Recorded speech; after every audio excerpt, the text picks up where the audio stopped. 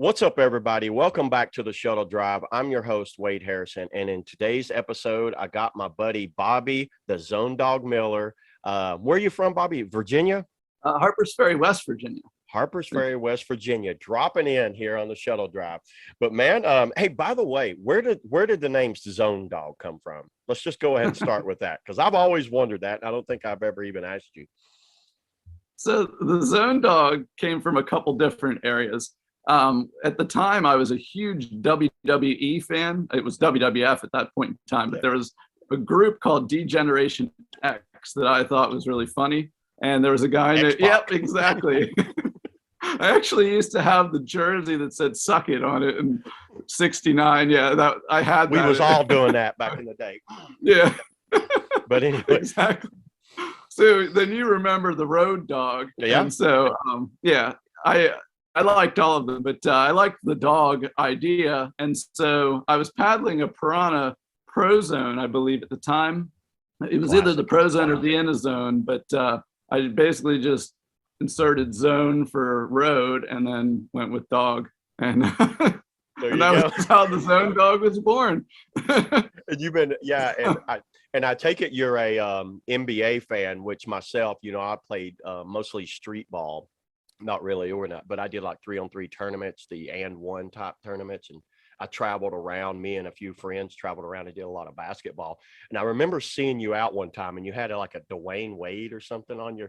And I was like, "Look at this guy! Nobody in kayaking basketball. You might have been the only guy I ever knew that had a bat." And I was like, "I already like this guy." It's like, so I take you were a Miami Heat fan. Well, how the jersey and was actually so I saw some guys. There was a guy named Sam Drivo who used to be a pretty big name in paddling. Yeah, he's a good guy.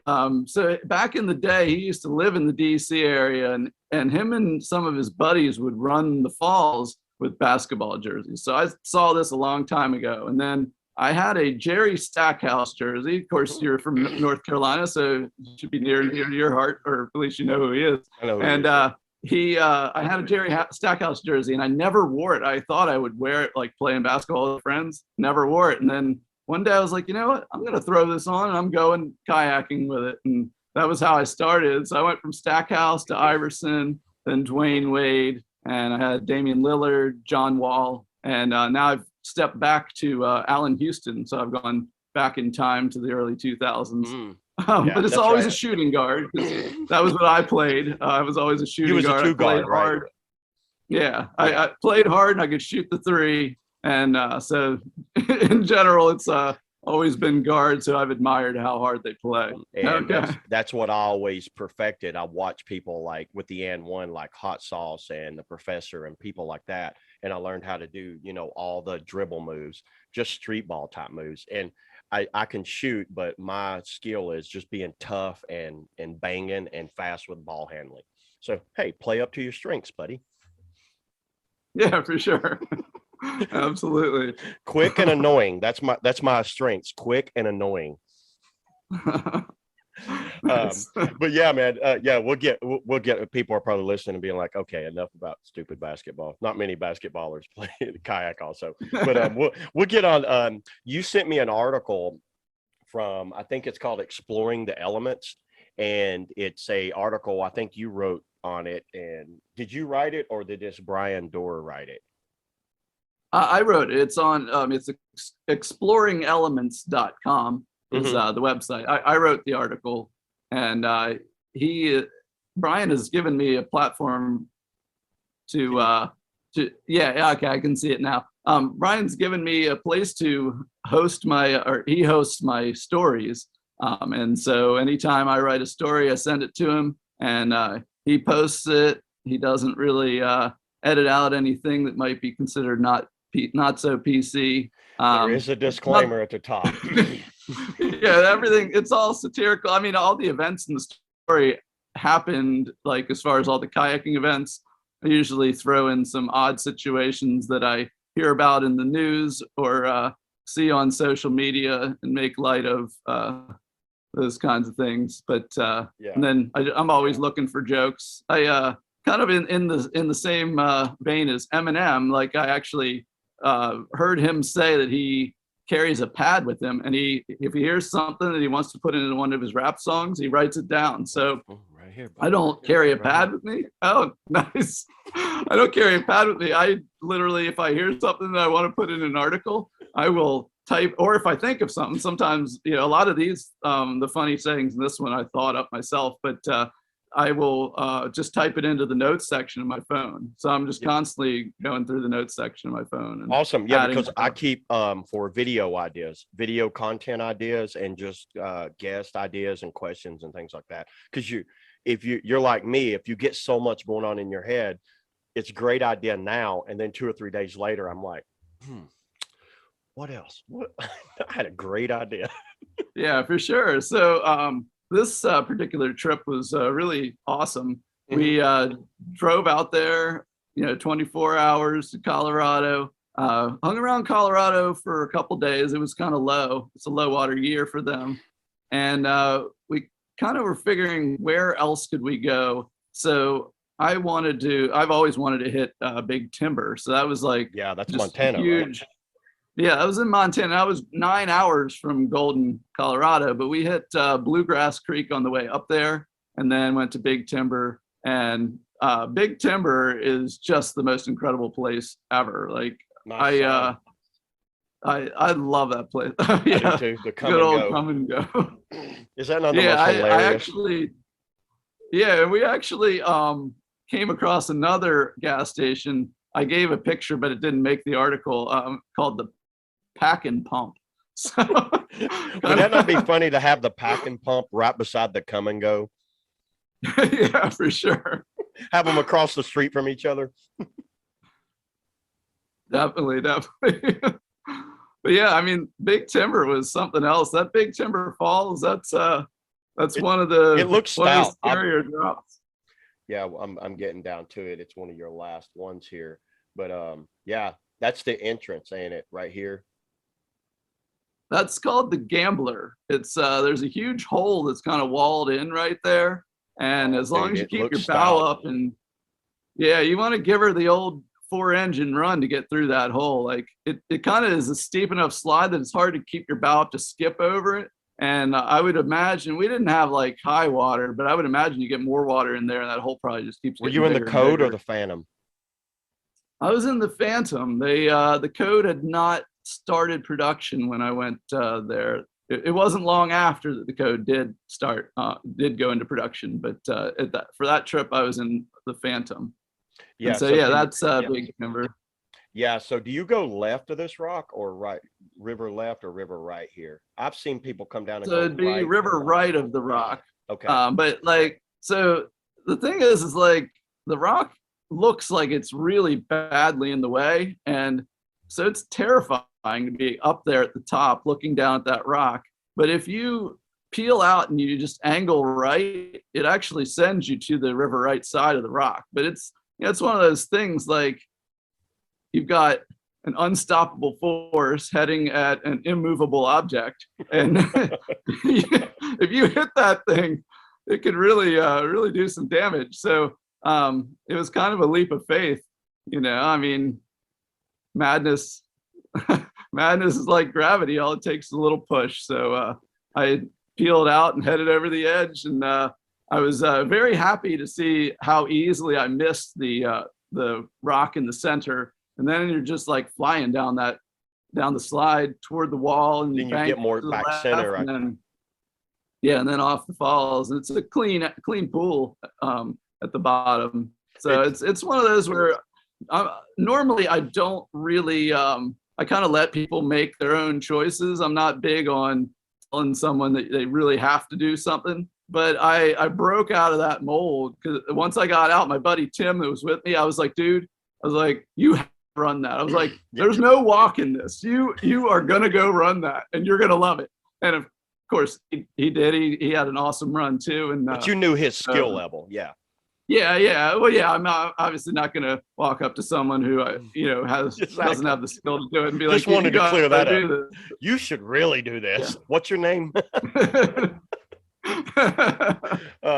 Yeah, you know, I've seen a lot of videos and content in people's videos where they've run this Big Timber Creek, and it's been on my hit list. It's just in a strange spot in Montana, and I guess you just kind of. But you made the rally, 14 hours, I guess 7 hours up, 7 hours back, to just do. Yeah, Big well, Timber. it was so Bluegrass is maybe 2.5 from Golden. So we drove to Bluegrass, we ran that. That's a great run in itself. Then we did like 6.5 to Big Timber. We kind of split that. We drove part way and then camped out and then drove the rest of the way.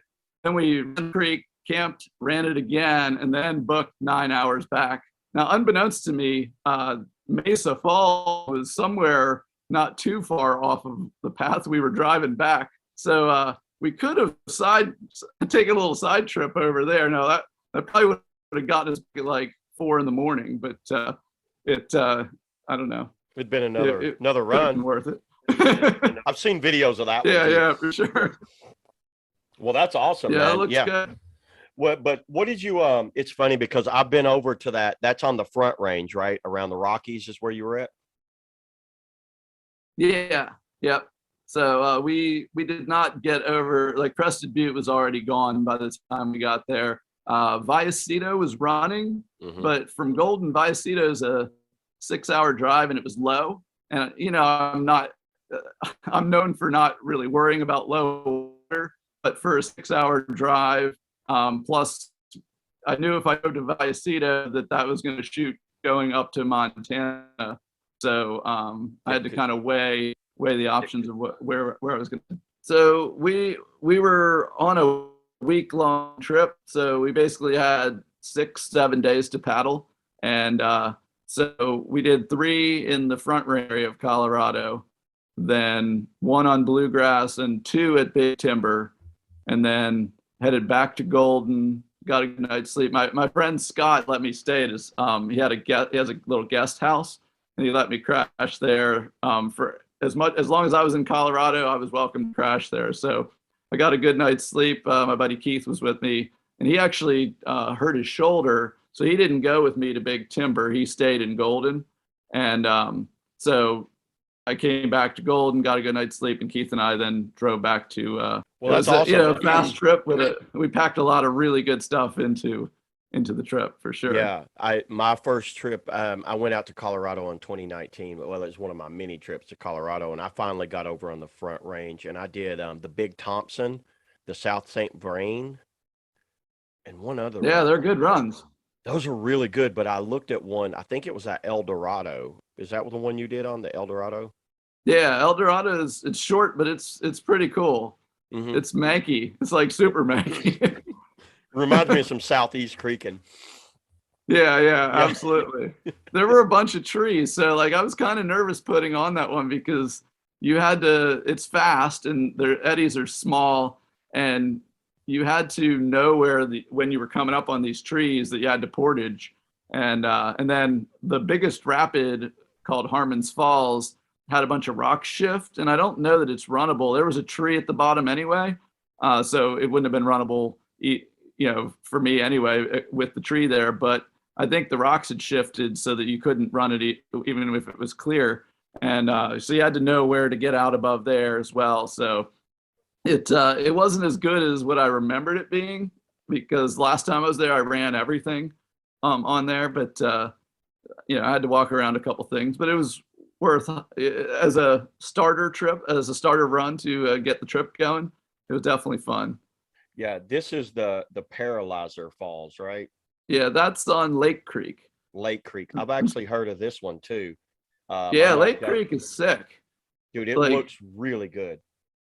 It's one of those runs that the rapids, it doesn't have a lot of good rapids, but the ones that are there are really good and they're pretty dangerous.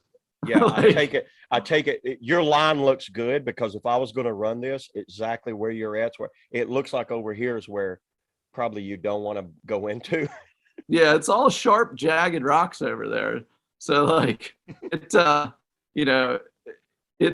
the water's actually going left to right there. So it's hard to get. It's harder to get to the left than it looks. Yeah, you got to charge it. Yeah. Yeah, for sure. It's one of those lines that's like super tight, kind of like my stomach in the morning before I make brown. But Yeah. and then the second photo there was the cauldron, and that was a pretty cool drop. It's just kind of, you had this long lead-in rapid that, it was actually, the lead-in rapid actually was bigger than it looked from the bank, and then you go down this flume and just kind of plunge deep and resurface in this big pool. And I was following you, and I think you just posted a lot of these on social media before this article, and I was following it, and I was like checking those on my list. I was like, okay, I got some more Colorado stuff, and now I know somebody that's been up there that I could get some info from too, because I love going to Colorado. And that, when was you there? What time of year? it was June. That's So perfect. That makes sense. yeah, I'm a school teacher, and so my school ended somewhere around like the 14th of June. Mhm. And since it was close to Father's Day, I stayed and celebrated Father's Day with my family. And then day after Father's Day, we headed out to Colorado. So it would have been mid to late June. Awesome. And a couple years ago, I went out on a similar time frame, but they had a huge snowpack. So I was like there at like the perfect time. This year I was, 2017 or something.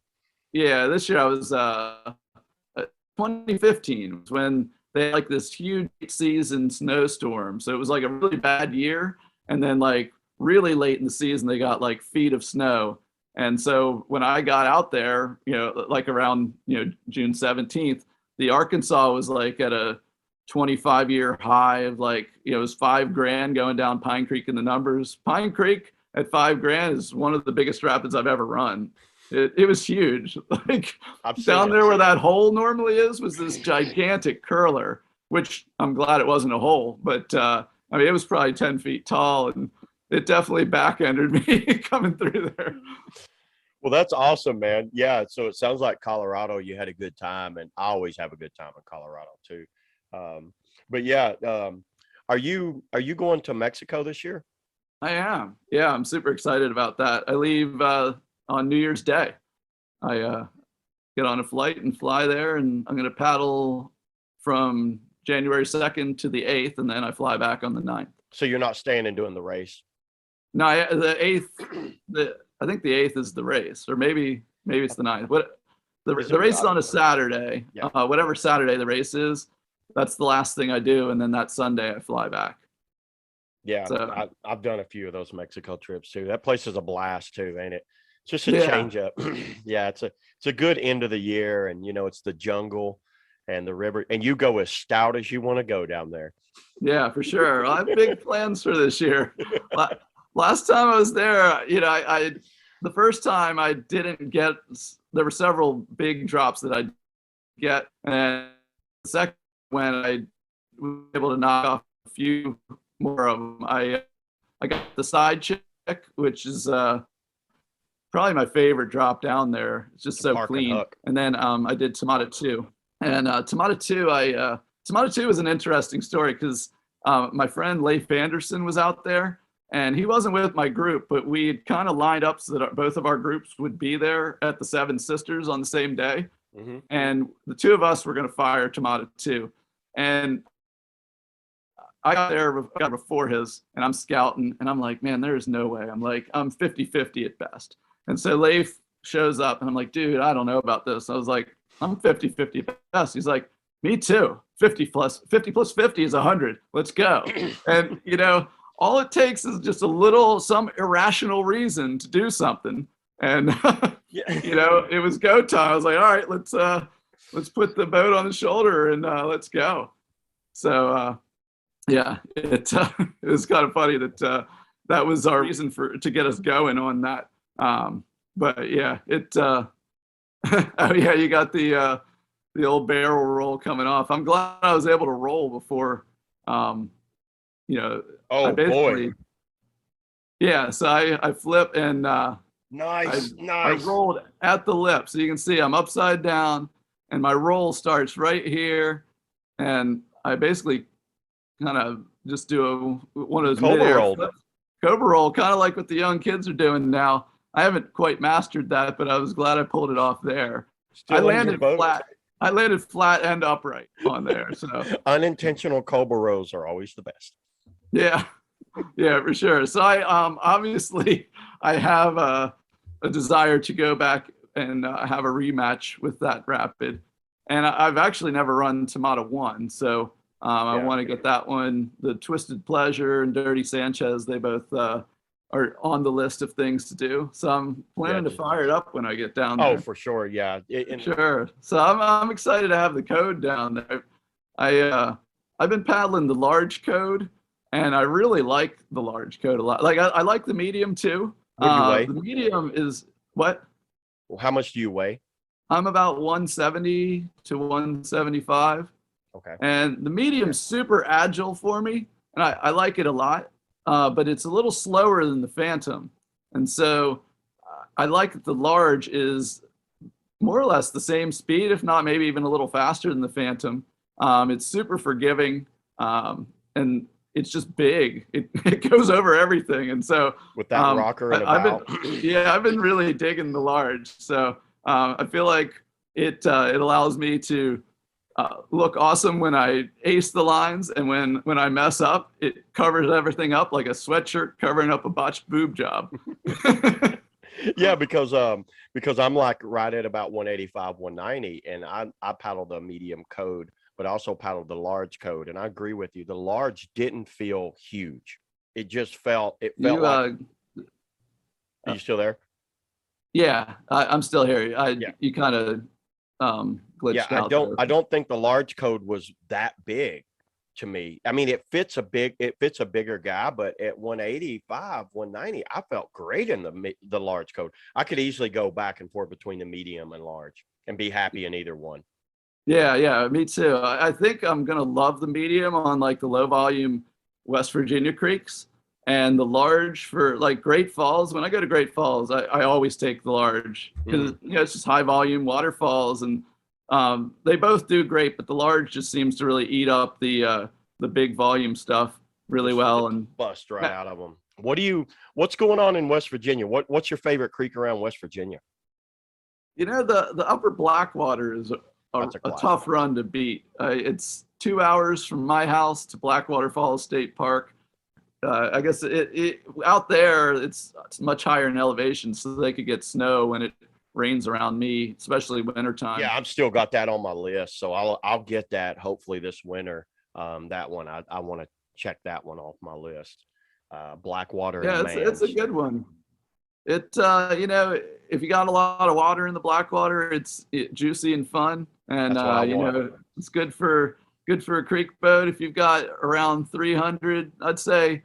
I mean, most people don't go a whole lot below 300. I'll go down to 200, but I'd say 250 to 350 is like the perfect like half slice range. What's your high cutoff? 600 is the highest I've been out there. I would probably go a little higher if I had a good crew that was really fired up. I'd probably go a little higher than that. I know. I think Ian Wingert posted a video of running it at 800, and it looked stout but manageable at 800. So yeah. I think it was 800. Might have been 7. I'm not sure, but I watched the video intrigued. I think I watched that video too. Yeah. So. Definitely. And then, as some of those guys in the Pacific Northwest were running the Little White higher and higher, I kept wondering, well, how high could we take the Upper Blackwater? And by looking at Ian's video, I think you could definitely go higher than that. So, especially with the newer modern creek boats, I think so too. With the new modern bow rockers and the way we can kind of come out of things, the way we've got wider, bigger bows with the Scorch and the code, I think that makes those bigger, huge runs so more accessible. Would you not agree with that? No, I totally agree. Yeah, absolutely. Like the old modern, say like a Nomad 8.5. Ooh. yeah, for sure. I remember I was in the fluid boats back in those days, right. And I had the Bazooka. I remember thinking that the Bazooka was the greatest boat ever made. And I even went to Colorado in 2015, and I brought a 9R and a Bazooka with me because I wanted to just have an extra boat in case somebody broke one. And the Bazooka was so stable. It didn't have the bow rocker, the 9R, but it was so stable. It was short short and kind of fat, and it was super stable. So anytime like I got to a drop that I was nervous about, I put the 9R back on the roof and I grabbed the bazooka. Like Stupid Falls, I was like, bazooka's not flipping going to this drop. I'm definitely taking that boat. So Yeah. you know, those boats had their place, but now I couldn't imagine going back to that style of Have you kayak. tried? I haven't. I haven't. It's brutal. So it's funny. I do a lot of boat reviews and demos and stuff, and I'll go back sometimes and I'll paddle like the older boats. And, you know, I think a lot of people get caught up in this nostalgia. They're like, oh, this boat was so good. I'm like, no, it wasn't. I was like, what's going on today with, like I said, like boats like the Code, the Phantom, the Scorches, you know, all those type of boats, 9R. I'm like, no, it's there. The Waka boats, that's where it's at. I'm not going into damn Nomad 8.5. Screw you. Yeah, for sure. Absolutely. Or a bazooka. Yeah. I've not paddled. I've paddled one or two fluid. I think just their play boats, like the Dope or whatever. I paddled one of their play boats, but yeah, I haven't paddled the bazooka. None of their creek boats, to my knowledge, anyway. I paddled probably 1,000 different boats, but I don't remember paddling any fluid creek boats. Yeah, you know, those boats like the Dope. I mean, even more recently I was in the Dagger Jitsu. Mm-hmm. They're just too short for me, and my ankles don't bend how they used to. But I gotta tell you, the new Supernova that's coming out, like testing the prototype, I had so much foot room. Like, you know, I mentioned the Pro Zone earlier. Like that's my memory of, like, my greatest memory of play boating was in the Pro Zone. And so paddling the Supernova, I'm like it kind of brought me back to that area. And I don't want to get in a Pro Zone because I feel like, you know, like you were saying with you know, going back to old boats, like I should leave that memory how it is and and move forward with the Supernova. I remember being in a lot of pain paddling the Pro Zone, but I was much younger then.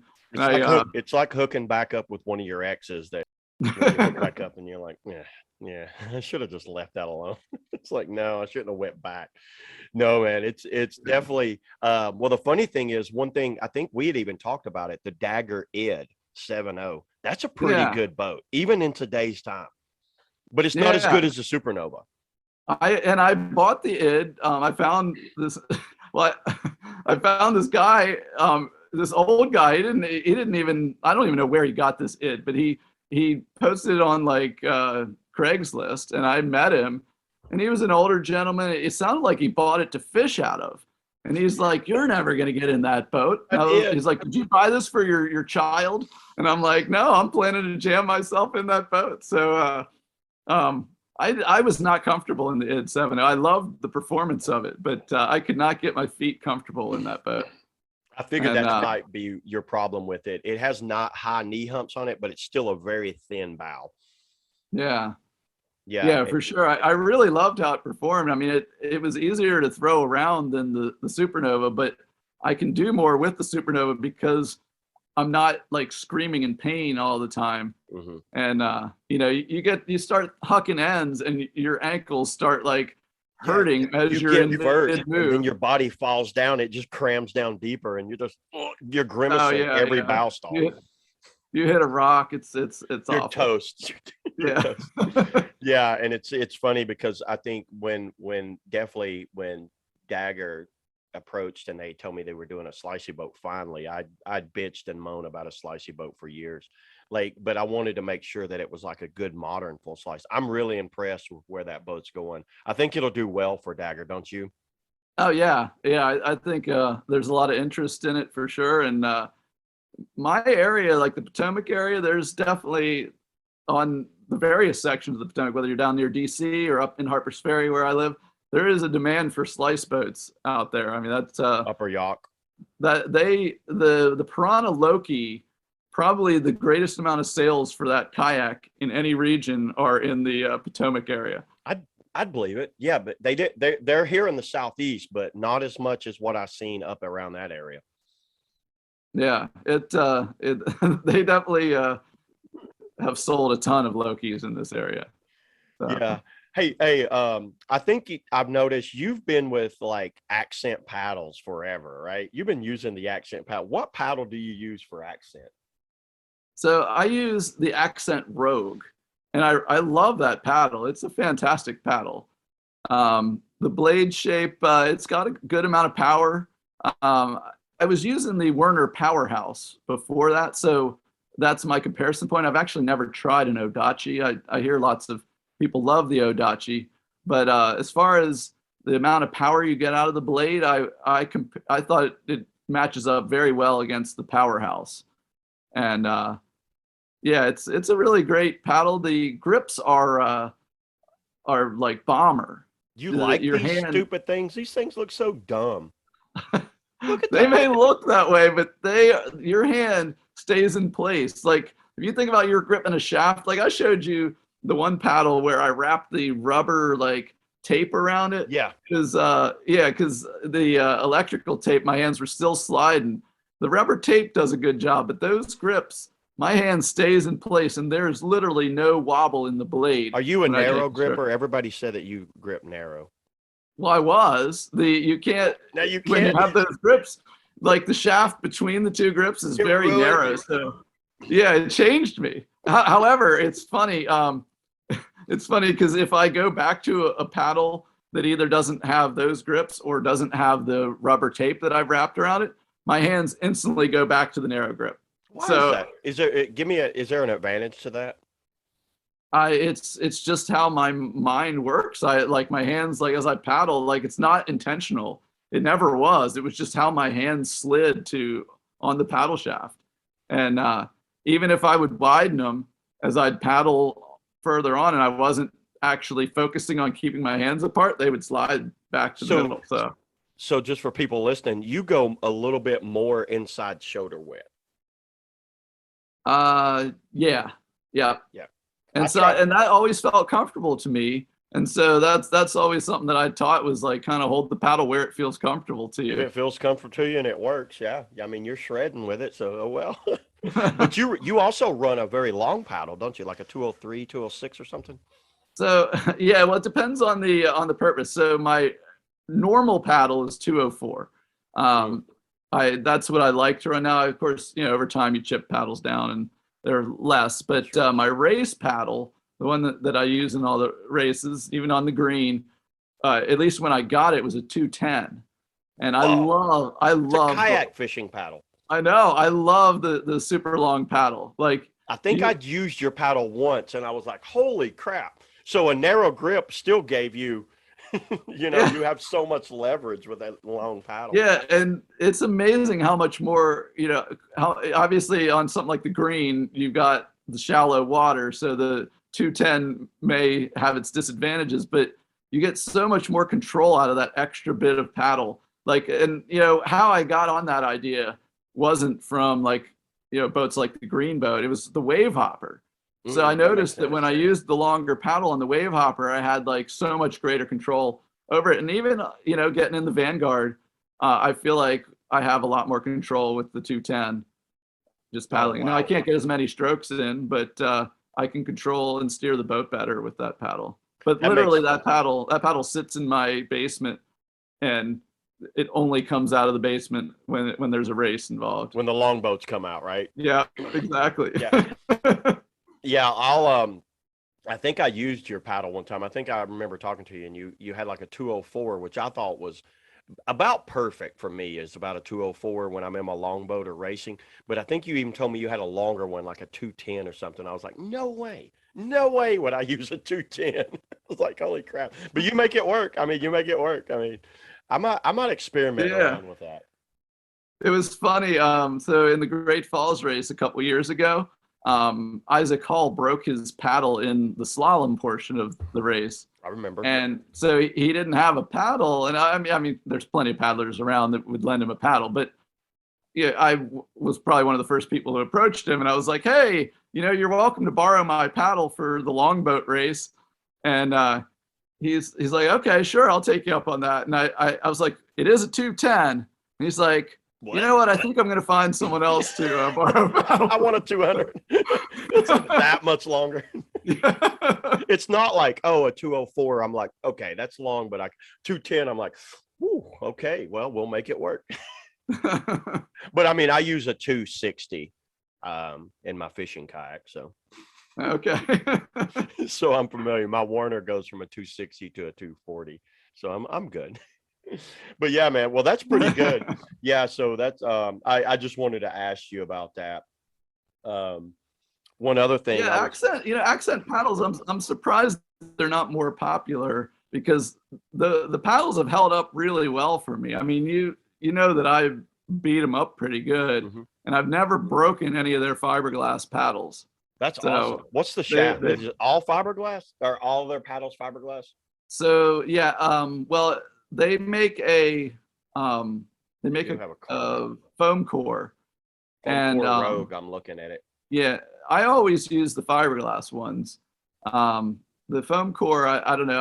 I had issues with breaking the foam core in the past, and not from accent, but like, you know, prior to that. And so I just don't trust the foam core. Now maybe advancements have happened in the foam core, but I've had good luck with the just solid carbon blade, which they don't make anymore, and that you know would be the thickness of the fiberglass blade. Yeah. And the fiberglass blade, they've all held up really well for me. So who owns Accent paddles? Do you know? So it's Accent and Cannon paddles. I don't know if they then have another company that is like, you know, that owns them, like Pelican owns Dagger, but I'm not sure. I haven't gotten They're that. out of where, Minnesota? Yeah, they're out of Minnesota. Yeah, I think I've seen them. They've been around for a while and they look good. You know, if you guys are listening, send me some of your paddles and I'll do some reviews on them. I like the looks of the paddles. I'll review them and send them back if they want.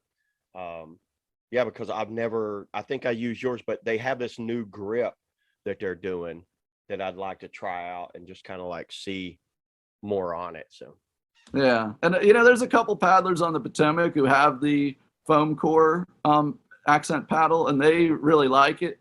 I just, you know, for as much hitting rocks and levering off of things as I do, Creeking's where I love my fiberglass. Yeah. That's where my Warner Surge comes out.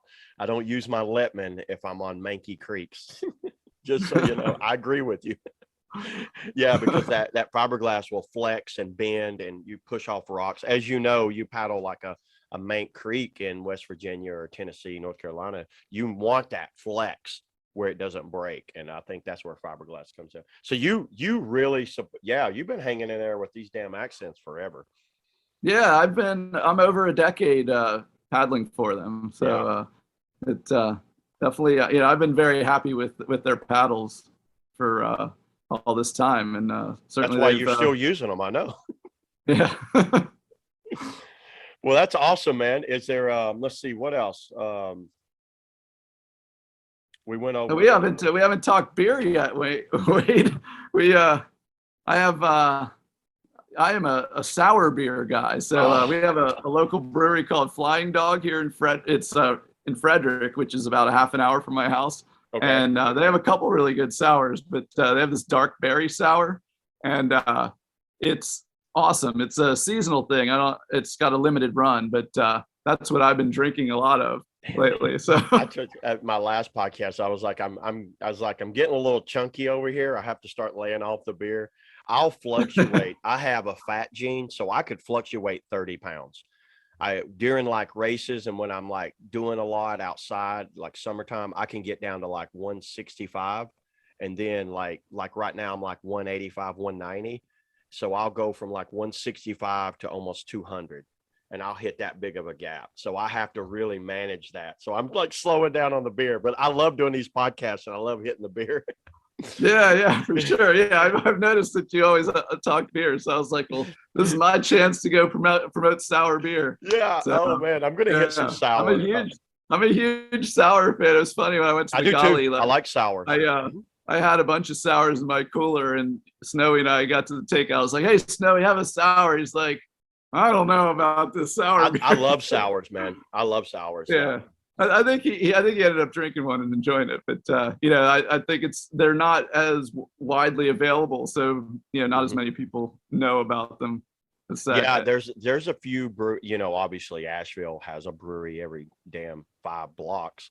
So it's like, there's breweries all over Asheville, but there's some breweries here in South Carolina too that I'm actually trying to get one to sponsor the podcast. So Oh, it's like nice. if I That's a could good get one, idea. yeah, that way I could just like give them a plug and I'll drink it. Yeah, Yeah. absolutely.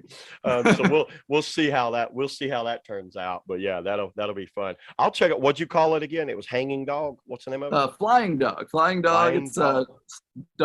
dark berry sour is this one. They also have one called the Vicious Hook, which is a fruit punch sour. Is that are they only available around Frederick and that Harpers Ferry area? I mean, I would guess they have a wider area that they ship to. In all honesty, I didn't really look for them when I was down for the green race. Mm-hmm. I've never heard of them.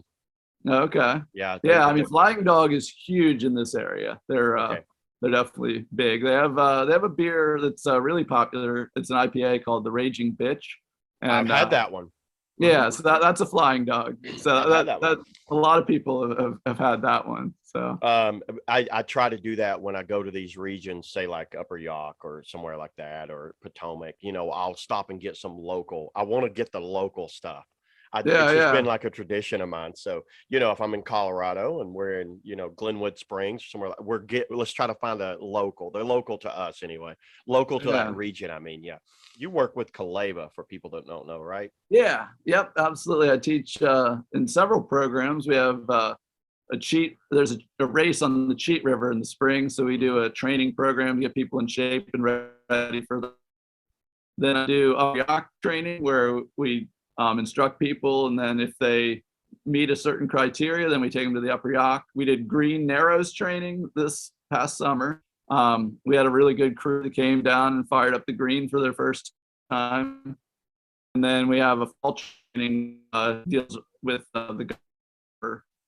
We do a lot of playboating in that fall training. And then I actually did my own class in the late September, early October timeframe. It was an all playboating clinic, and there's a play park up north of Baltimore on the Susquehanna River at Holtwood, and they basically have these dam releases, and they built this channel with all these play spots. And so the final trip of my playboating clinic, we met for 4 weeks. I coached everybody, and then we took this trip to Holtwood. And the features there are awesome. I've seen your videos from that. It looked good. Yeah, it's a fun place for sure. You had the Supernova there then too. Yeah, absolutely. Yeah. Yeah, and the water was a little higher than it normally is, and there's 3 features there, but the third feature usually isn't like I've only been there that one time, but the feature is not supposed to be that good. But then because it was high, I guess the third feature really comes into its own when the water's up a little. And so that was like my favorite spot. I was able to blunt and cartwheel and just do pretty much anything I wanted on that wave. It was a wave hole combination, but it was a good time.